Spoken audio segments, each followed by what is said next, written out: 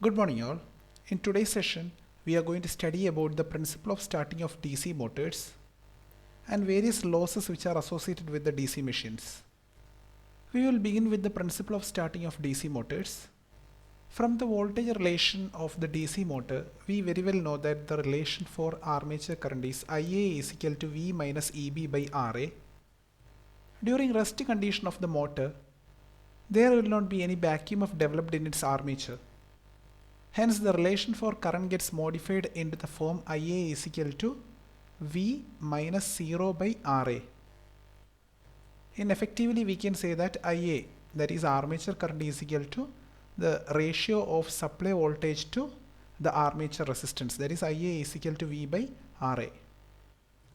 This particular value of Ia under rest condition is very large. Such a large amount of current will definitely blow out the fuses and it will damage the motor also. An example is shown here. Here the machine considered is a 5 HP one and its rated voltage is 440 volt and its armature resistance is 0.25 ohm. Usually the value of armature resistance will be always less than that of the one and its full load rated current is 50 ampere. So let's see at the condition of starting or at the rest condition how much amount of current will be drawn by this motor. That can be easily calculated by using the standard relation Ia is equal to V by Ra. Making suitable substitutions of V and Ra, we will be able to calculate the value of Ia under starting condition as 1760 ampere. It's very well given in the question that the rated current of the machine is only 50 ampere. In that place the machine is taking 1760 ampere, which is around 35.2 times its full load current, that is 50 ampere, during starting condition. This can't be permissible under any circumstances because it will definitely lead to the damage of the DC motor. The only solution to get rid of this problem is a large amount of resistance has to be introduced in series with the armature for a short period of starting. This helps to limit the starting current to a safer value, and once when the motor gains speed and it begins to develop the back EMF, the relation becomes Ia is equal to V minus Eb by Ra. That is, there will be a definite value for the back EMF Eb. So we can say that as the motor is gaining more speed, gradually the starting resistance can be cut off. So the starters which are used for the starting of DC motors will be of particular mode that at starting condition a very large value of resistance will be included into the circuit.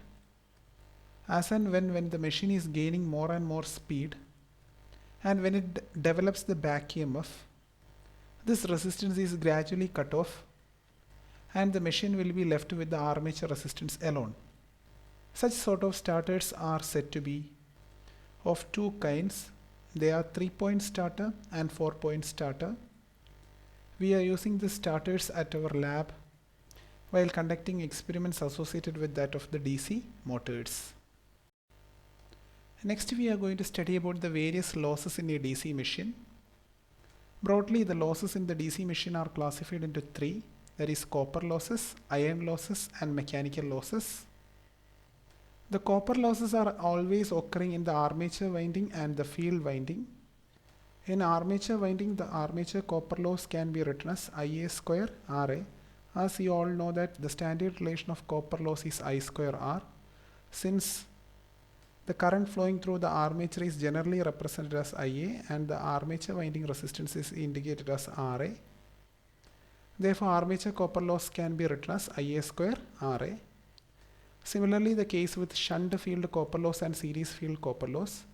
As you all know that the current which is flowing through the shunt field winding is generally indicated as I shunt and the resistance of shunt field winding is R such. Therefore, the copper loss which is occurring in the shunt field winding can be written as I shunt square R shunt. Similarly, in the case of series field copper loss, it is indicated as I series square R series. The next one is iron loss or core loss. It is also said to be magnetic losses. This magnetic loss mainly consists of hysteresis loss and eddy current loss. First I will explain what do you mean by hysteresis laws and eddy current laws, then we will go to their relations. Basically all magnetic materials are made up of numerous dipoles. When such a magnetic material is moving from the influence of north pole to the influence of south pole, definitely the orientation of the dipole gets reversed.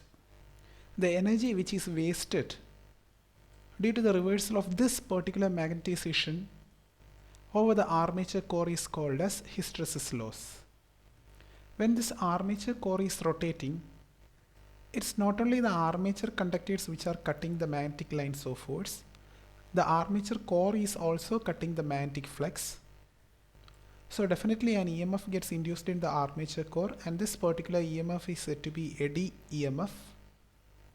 This eddy EMF sets up a circulating current to flow through the armature core, which is said to be the eddy current.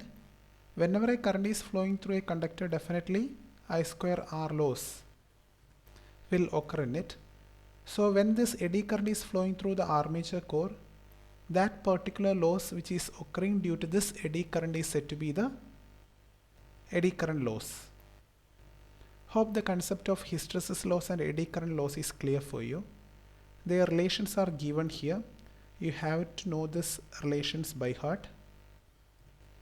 In this relation, the F is representing the frequency of magnetic reversal, V is indicating the volume of core, Bm you know it very well, it's the maximum value of flux density, and nu is a new constant, that is Steinmann's hysteresis coefficient. While seeing the relation for eddy current loss, one more new term is there, that is T, that is actually the thickness of each lamination. We have studied in our previous video session, specifically in the construction of DC generator, that armature core is provided with the laminated structure in order to reduce the amount of eddy current loss. How does this laminations reduce the eddy current loss? A laminated structure means the armature core will be made up of numerous sheet-like laminations, and each of this lamination is actually separated by a mica insulation. This mica insulation won't permit the eddy current to flow through the armature core.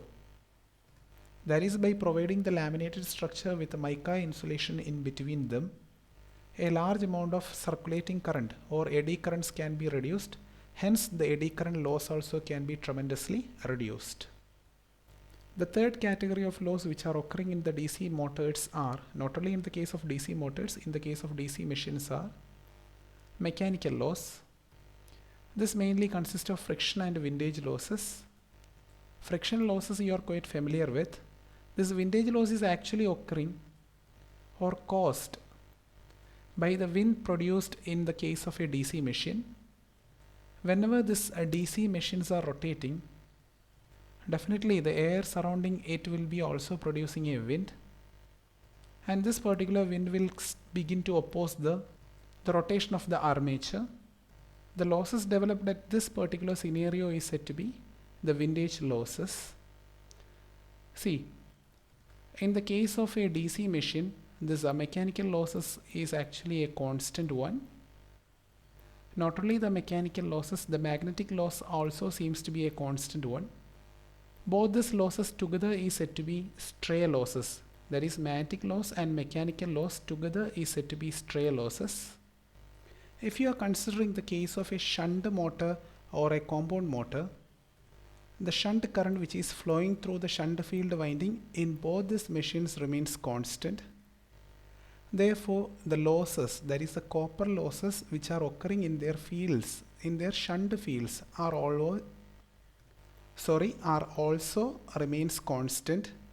That is the value of I shunt square RSH in the case of a shunt DC machine as well as compound DC machine remains constant. If you are adding this constant field copper loss along with that of stray loss, then their sum is said to be constant loss. That is, constant loss is actually the sum of magnetic loss, mechanical loss, and constant field copper losses. The only losses we are left with is actually the armature copper loss. It is called, or it is also said to be, a variable loss.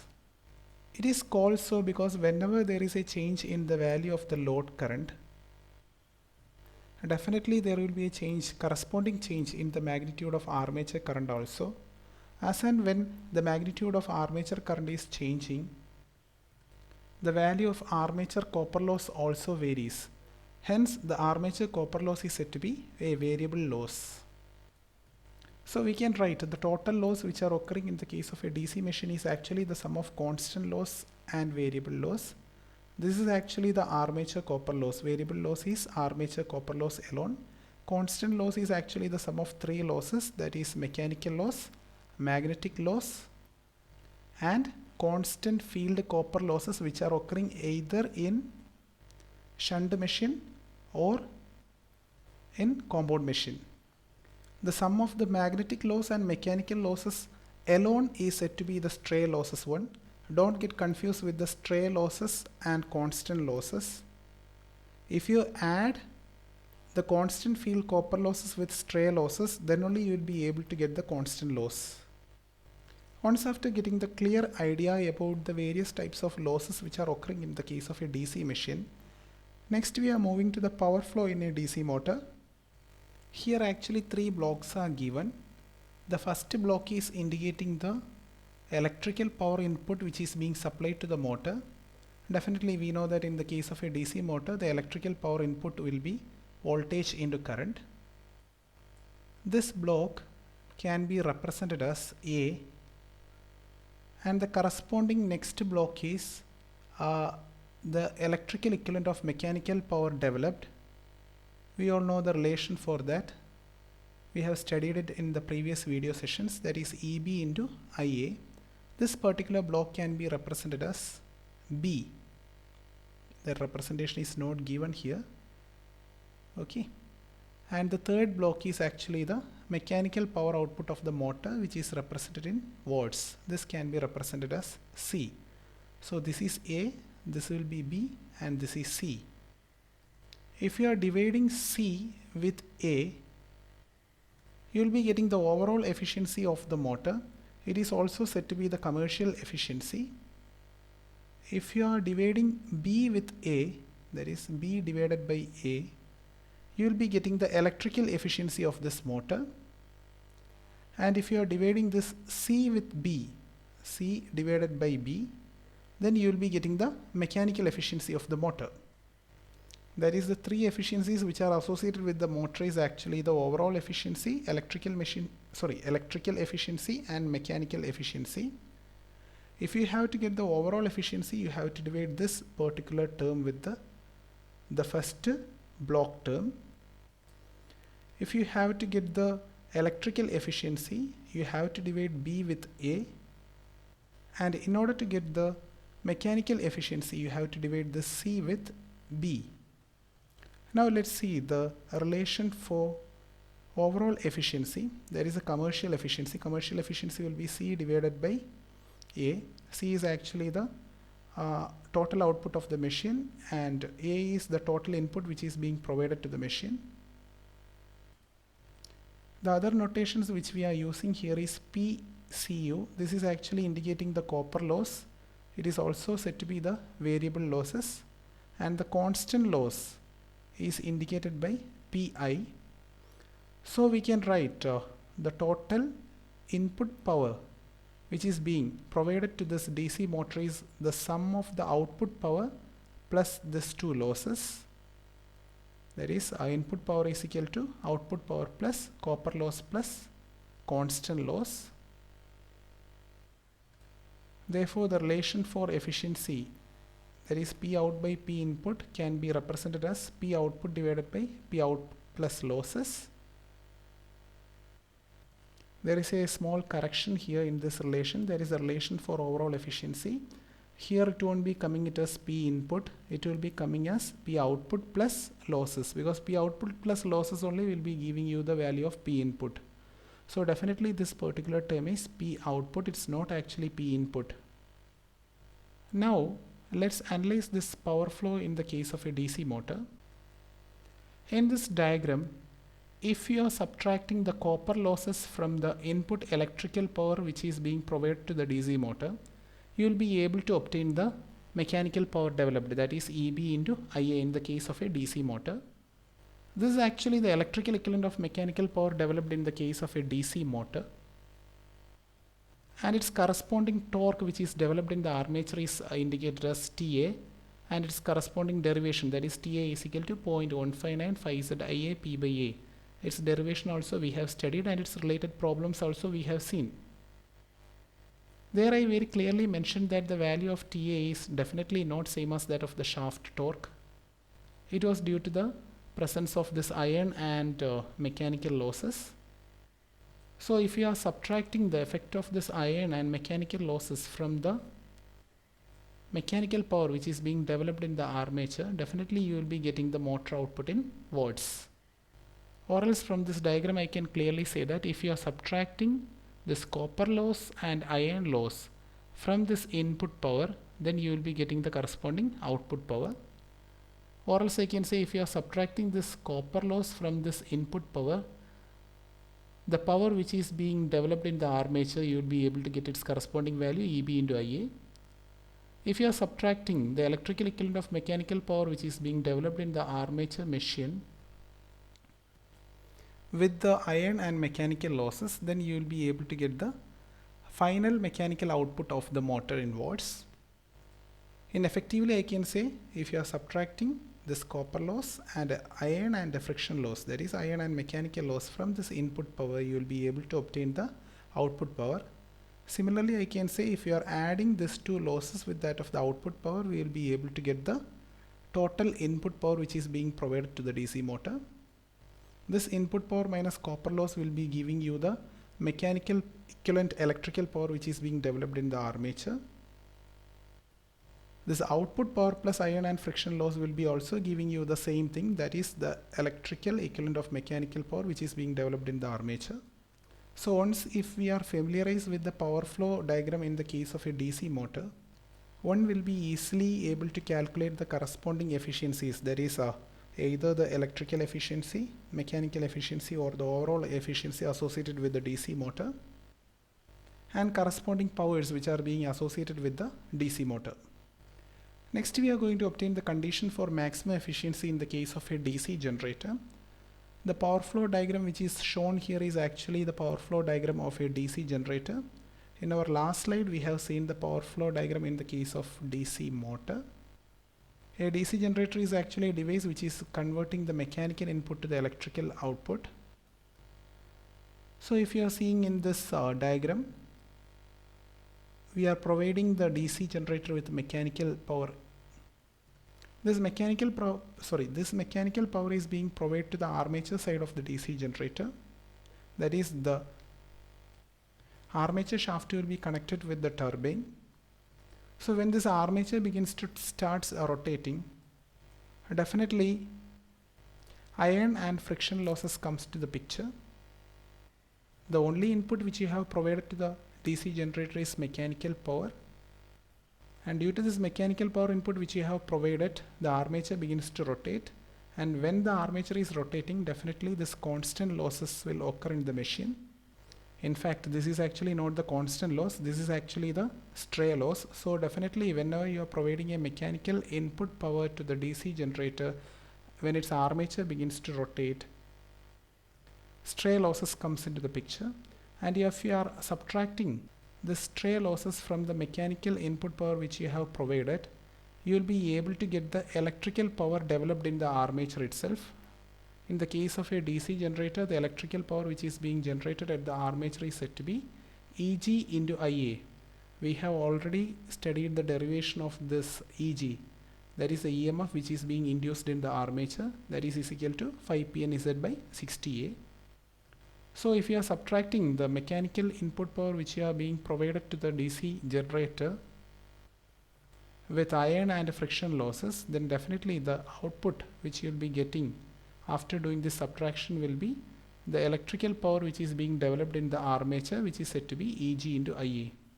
So due to this electrical power which is being developed in the armature, definitely there occurs the copper loss in the case of armature conductors.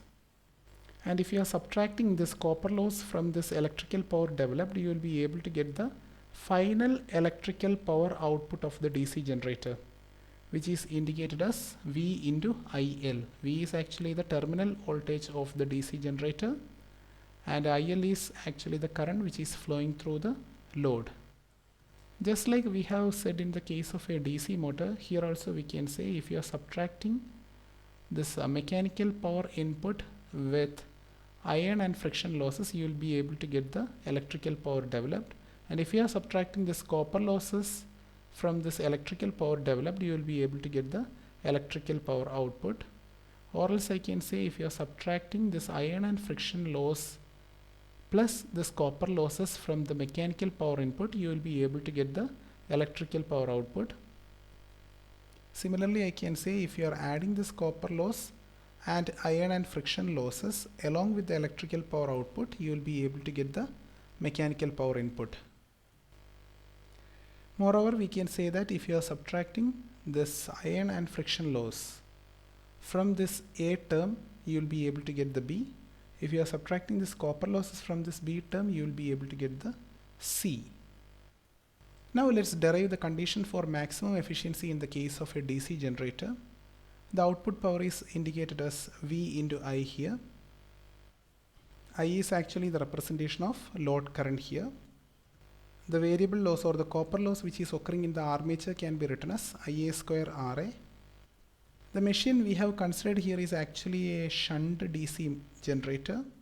From the types of DC generators video session, I have explained to you very clearly that in the case of a shunt DC generator, armature current will be actually the sum of shunt current and load current. But in this case, we are actually neglecting the shunt field current, so armature current will be only the load current. Therefore, I can write IA is equal to I itself.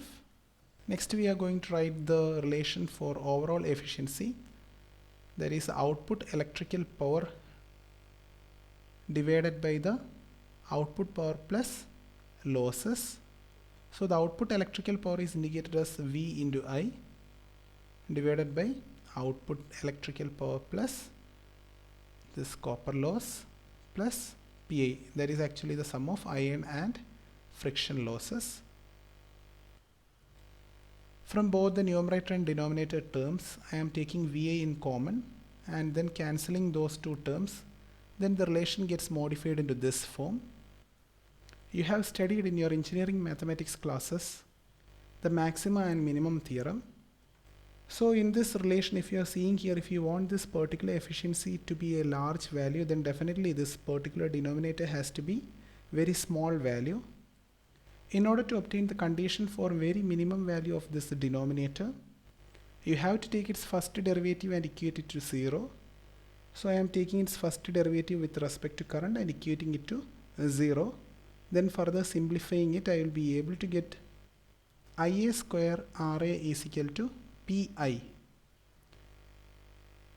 This IA square in the case which is shown here, it is same as that of I square RA is equal to PI. Or else I can say that the value of copper loss is same as that of the iron and friction losses. In our this condition, we are neglecting the shunt field current. Therefore, the constant loss will be having only the iron and friction losses components. So I can easily say that the condition for maximum efficiency is constant loss is equal to variable loss, or I can also say it as variable losses is equal to constant losses.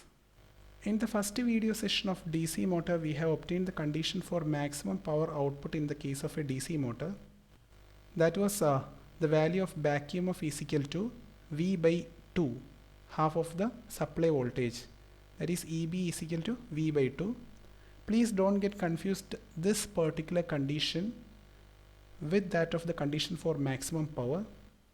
This is actually the condition for maximum efficiency, and that was the condition for maximum power output. That is EB is equal to V by 2. Here the condition is variable losses is equal to constant losses. Now let's see some numerical problems associated with the relations we have studied. In this problem, the machine parameters are given here. It's actually 4-pole 250 volt DC shunt motor which is lap connected. 120 slots are there and each slot containing 8 conductors. So from here you will be able to find the total number of conductors which are present in the machine by multiplying 120 with 8. Flux per pole, the value of phi is given as 20 milliweber and current taken by the motor is 25 ampere. There is a total supply current which is being taken from the power supply is 25 ampere, and the value of RA and RSH is also given. Rotational losses value is given here as 810 watts. You are required to find gross torque, useful torque and efficiency. See, whenever such sort of problems are being asked, just like how we have tackled the problems associated with the DC generator, in the same way you have to first draw the diagram of a DC shunt motor first. Then you have to indicate the supply voltage and the input current to the DC shunt motor is 25 ampere. All these indications has to be provided in the diagram of a DC shunt motor. The first thing you are asked to find is actually the gross torque. The relation for gross torque developed, that is the armature torque developed, is 0.159 phi z Ia into P by A. So you have to obtain the value of Ia. All other parameters are given there. You can get the value of Ia by subtracting the value of shunt current from the total input current. So you have to calculate the value of shunt current. The value of shunt current can be calculated by dividing the supply voltage with that of the shunt field resistance, that is V by RSH will be giving you the value of I shunt, and if you are subtracting this I shunt from the total supply current, that is 25 ampere, you will be able to calculate the value of armature current. Once if you get the value of armature current, you can easily calculate the value of gross torque developed, that is 0.159 phi z Ia P by A. All other parameters are given in the question. Make suitable substitutions and you will be able to get the value of gross torque developed. Next you are asked to find the value of useful torque. The value of useful torque can be calculated by using the relation 9.55 into output power divided by N. In this relation you have to calculate the value of output power as well as the value of N, that is speed in RPM, which is not mentioned in the question. The total input power which is supplied to the motor can be calculated easily by multiplying this 25 ampere with the 250 volt, that is 6250 watts. You have to subtract this armature copper loss, shunt field copper loss, mechanical loss and iron losses from it to get the value of motor output. But in this problem the value of iron loss is not given, so you don't have to take that into consideration, so you can take it as 0. So the total motor losses can be obtained by adding the rotational losses, that is 810 watts, then a shunt field copper loss, that is 500, and armature copper loss 53 watts. So you will be able to get the total motor losses, and the total motor input is calculated to be 6250 watts. If you subtract this total losses from the motor input, you will be able to get the motor output. Next we have to calculate the value of N in this relation. N is actually the speed of the motor in RPM. That can be calculated from the relation of back EMF, that is EB is equal to 5 Z by 60A. In this relation you have to calculate the value of EB because all other parameters except N is given. So EB can be easily calculated from the voltage relation, that is EB is equal to V minus IARA. V, IARA and all we know. So we can easily calculate the value of EB. Then making the substitution here, you will be able to get the value of N. It is actually 773 RPM. So you have to make that substitution here and you will be able to get the value of shaft torque. And finally you are asked to find the value of efficiency, that is motor output divided by motor input into 100. In this problem also we are dealing with a DC shunt motor. The value of supply voltage which is given to the motor is given. RA is given, R shunt is also given. No load parameters are given. There is the condition of no load. The motor is taking 5 ampere and the motor is running at a speed of 1500 rpm. You are asked to find the speed and shaft torque, that is T shaft, and the speed when the motor is drawing 52 ampere at rated voltage. The current which is flowing through the shunt field winding always remains constant, which can be easily calculated by dividing the supply voltage with the shunt field winding resistance. Just like in the case of a previous problem, you have to first draw the diagram of this shunt motor and make suitable markings which are provided in the question. That is the supply voltage, shunt current, etc. So in this case the value of shunt current is 2 ampere. Under the condition of no load, the armature current value will be 3 ampere. While the motor is drawing 52 ampere at loaded condition, the armature current value is 50 ampere. So these two armature currents, 3 ampere and 50 ampere, is indicated as IA1 and IA2. Corresponding values of back EMF, that is EB1 and EB2. EB1 is the back EMF corresponding to the armature current IA1, that is a no load condition, and EB2 is the back EMF corresponds to the loaded condition of 52 ampere. These two can be calculated from the voltage relation. While studying the characteristics of DC motor, I have told that the relation between the relation of speed and torque, that is torque is directly proportional to phi Ia and speed is directly proportional to EB by phi. In the case of a shunt motor, the phi remains constant, so we can say that speed is directly proportional to EB. That can be written as N2. That is the speed corresponds to the 52 ampere loaded condition is directly proportional to EB2. Its value is 210 volt. Similarly, no load speed is 1500 rpm. So I can write 1500 rpm is directly proportional to EB1. So from here I can say N2 by N1 is equal to EB2 divided by EB1. From this I will be able to get the value of N2. That is the speed at loaded condition of 52 ampere. Next it is asked to find the shaft torque. Shaft torque can be found out by using the relation 9.55 into output by N. N we have already calculated here. Next we have to find the value of output power. From no load condition which is being provided, we will be able to get the value of no load input power, that is 1100 watts. Under no load condition, the armature current is 3 ampere and the value of armature resistance is given to be 0.2 ohm. So armature copper loss under no load condition can be calculated to be 2 watts. So if you are subtracting this armature copper loss from this no load motor input, you will be able to get the value of constant losses in the motor, that is 1098. As we all know that when the loading condition is changing, this constant losses will remain the same. So in the case when the machine is loaded at 52 ampere, this constant loss remains the same, that is 1098 itself. So next we have to calculate the corresponding variable loss, that is copper loss corresponding to this 52 ampere loading condition. So under 52 ampere loading condition, the value of armature current is 50 ampere. So corresponding copper loss will be 50 square into 0.2. So you can find the value of total motor loss by adding this constant loss with the variable loss, that is 1598 volts. Under this loading condition, the total power input of the motor will be found out by multiplying this 220 volt with 52 ampere.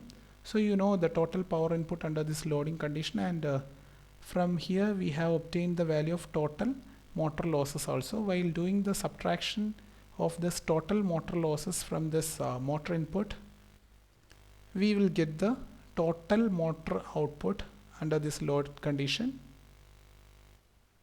Then corresponding value of shaft torque can be calculated by making the substitution here, and the value of N can be obtained from here. By making the suitable substitutions, we will be able to get the value of shaft torque. See, only those students who are thorough with the relation of shaft torque, power flow diagram, and the relation associated with the characteristics of DC motor will be able to solve this sort of problems.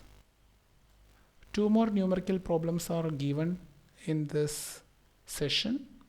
You have to solve this by yourselves and check the answers. With that, we are completing today's session. Thank you.